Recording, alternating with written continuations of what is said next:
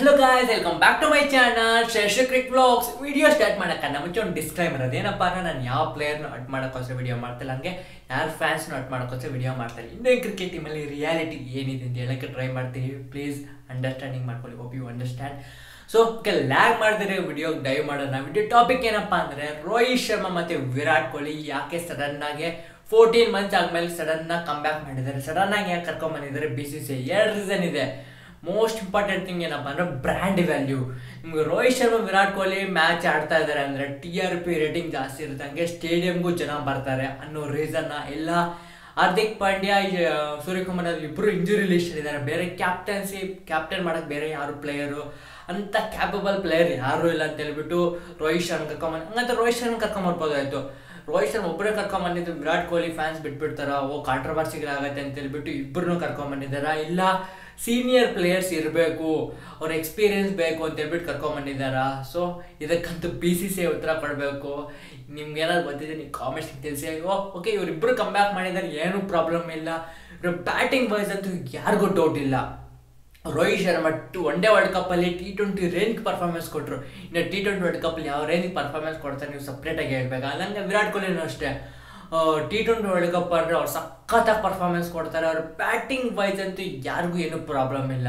ಏನಪ್ಪ ಪ್ರಾಬ್ಲಮ್ ಅಂದರೆ ಈ ಇಬ್ಬರು ಎಂಟ್ರಿ ಕೊಡೋದ್ರಿಂದ ಇಬ್ಬರು ಪ್ಲೇಯರ್ಗೆ ಎಫೆಕ್ಟ್ ಬೀಳ್ತದೆ. ನಂಬರ್ 1 ಯಾರಪ್ಪ ಅಂದರೆ ಅದು Ishan Kishan India versus Afghanistan ಸೀರೀಸ್ಗೆ ಸೆಲೆಕ್ಟೇ ಆಗಿಲ್ಲ. ಯಾಕಪ್ಪ ಅಂದರೆ ನಮಗೆ ಟಾಪ್ ಆರ್ಡರ್ ಪ್ಲೇಯರ್ಸ್ ಇದ್ದಾರೆ. ರೋಹಿತ್ ಶರ್ಮಾ ಆಗಿರ್ಬೋದು, ಶುಭ್ಮನ್ ಗಿಲ್ ಆಗಿರ್ಬೋದು, ಯಶಸ್ವಿ ಜೈಸ್ವಾಲ್ ಆಗಿರ್ಬೋದು, ವಿರಾಟ್ ಕೊಹ್ಲಿ ಆಗಿರ್ಬೋದು. ಸೊ ಇನ್ನು ಸಿಕ್ಕಾಪಟ್ಟೆ ಪ್ಲೇಯರ್ಸ್ ಇದ್ದಾರೆ. ಇಶಾನ್ ಕಿಶಾನು ಮಿಡಲ್ ಆರ್ಡ್ರಲ್ಲಿ ಎಫೆಕ್ಟಿವ್ ಆಗಲ್ಲ, ಇದ್ದರೆ ಟಾಪ್ ಆರ್ಡ್ರಲ್ಲಿ ಎಫೆಕ್ಟಿವ್ ಆಗೋದು. ಟಾಪ್ ಆರ್ಡರ್ ಪ್ಲೇಸ್ ಇಲ್ಲ ಅಂತ ಹೇಳ್ಬಿಟ್ಟು ಸೆಲೆಕ್ಟ್ ಮಾಡಿಲ್ಲ. ಇಲ್ಲಿ ಇಶಾನ್ ಕಿಶನ್ ಸೆಲೆಕ್ಟ್ ಮಾಡೋದ್ರಿಂದ ಮೋಸ್ಟ್ ಬಿಗ್ ಪ್ರಾಬ್ಲಮ್ ಆಗ್ತದೆ. ಅದೇನಪ್ಪ ಅಂದರೆ ನಾವು ರಿಂಕು ಸಿಂಗ್ನ ಆಡ್ಸೋಕ್ಕಾಗಲ್ಲ.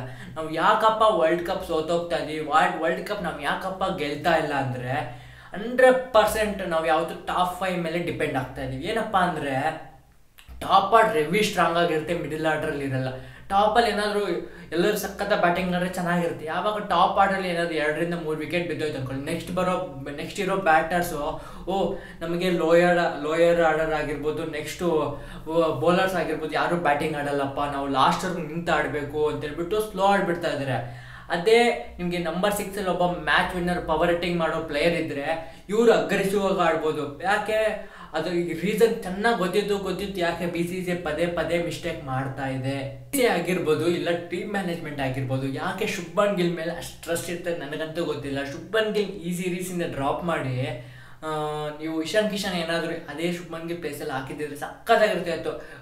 ಇಶಾನ್ ಕಿಶನು ರೋಹಿತ್ ಶರ್ಮಾ ಓಪನಿಂಗ್ ಮಾಡಿ ನಮಗೆ ಒಬ್ಬ ಅಗ್ರೆಸಿವ್ ಓಪನರು ಸಿಗ್ತಾನೆ, ಹಂಗೆ ವಿಕೆಟ್ ಕೀಪರ್ ಬ್ಯಾಟರ್ ಸಿಗ್ತಾರೆ. ನೀವೇನಾದರೂ ಇಶಾನ್ ಕಿಶನ್ ಇಲ್ಲ ಅಂದರೆ ನಾವು ವಿಕೆಟ್ ಕೀಪರ್ ಬ್ಯಾಟ್ಸ್ಮನ್ನ ನಂಬರ್ 6 ಆಡಿಸ್ಬೇಕು. ನಮ್ಮ ವಿಕೆಟ್ ಕೀಪಿಂಗ್ ಯಾರು ಮಾಡ್ತಾರೆ T20 ವರ್ಲ್ಡ್ ಕಪ್ ಅಂತ ಕ್ಲಾರಿಟಿ ಇಲ್ಲ. ಅದು ಸಂಜು ಸ್ಯಾಮ್ಸನ್ನ, ಇಲ್ಲ ಜಿತೇಶ್ ಶರ್ಮನ, ಇಲ್ಲ ಇಶಾನ್ ಕಿಶನ್ ಮತ್ತೆ ಕರ್ಕೊಂಬರ್ತಾರ, ಇಲ್ಲ KL ರಾಹುಲ್ ಏನೋ ಚೆನ್ನಾಗಿ ಪರ್ಫಾರ್ಮೆನ್ಸ್ ಕೊಟ್ಟರೆ IPL ಅಲ್ಲಿ ಅವ್ನು ಕರ್ಕೊಂಬರ್ತಾರೆ ಅಂತ ಕ್ಲಾರಿಟಿನೇ ಇಲ್ಲ. ಅದೇನಾದರೂ ಇಶಾನ್ ಕಿಶನ್ ಟಾಪ್ ಆರ್ಡ್ರಲ್ಲಿ ಏನಾದರೂ ಆಡ್ತಿದ್ರೆ ನಾವು ಇಲ್ಲಿ ರಿಂಕು ಸಿಂಗ್ನ ಆಡ್ಸ್ಕೋದಿಲ್ಲ. Second most important effective player ಯಾರಪ್ಪ ಇವರಿಬ್ಬರಿಂದ ಎಫೆಕ್ಟ್ ಆಗ್ತಾ ಇದ್ದಾರೆ ಅಂದರೆ ಅದು 100% ರಿಂಕು ಸಿಂಗ್. ಅವ್ರು ಯಾವ ರೀತಿ ಫಿಯರ್ಲೆಸ್ ಆಗಿ ಬ್ಯಾಟಿಂಗ್ ಆಡ್ತಾರೆ, ಯಾವ ರೀತಿ ಯಾವುದೇ ಕಂಡೀಷನ್ ಆಗಿರ್ಬೋದು ಫಿಯರ್ಲೆಸ್ ಆಗಿ ಬ್ಯಾಟಿಂಗ್ ಆಡ್ತಾ ಇದ್ದಾರೆ, ನೀವು ನೋಡಿರ್ತೀರ. ಆ ಥರ ಪ್ಲೇಯರ್ನ ಆ ವ್ಯಕ್ತಿ ನೀವು ಆಡ್ಸೋಕ್ಕೆ ಸಾಧ್ಯನೇ ಆಗ್ತಾ ಇಲ್ಲ. ಸೊ ನಾನು ಆ ರೀಸನ್ನಿಂದನೇ ಯಾಕೆ ಇವ್ರು ಸಡನ್ನಾಗಿ ಕರ್ಕೊಂಬಂದಿರೋದು, ಇಬ್ಬರು ಪ್ಲೇಯರ್ಗೆ ಎಫೆಕ್ಟಿವ್ ಬೇಕಿದ್ರೆ ಬಿಗ್ ಪ್ರಾಬ್ಲಮ್ ಆಗ್ತಾಯಿದೆ ಅಂತ ಹೇಳಿದ್ದು ಈ ರೀಸನ್ನಿಂದನೇ. ಸೊ ನಿಮ್ಗೆ ಅರ್ಥ ಆಗಿರುತ್ತೆ ಅನ್ಕೊತೀನಿ ಈ ವಿಡಿಯೋ ಇಷ್ಟ ಗ್ಯಾಸ್.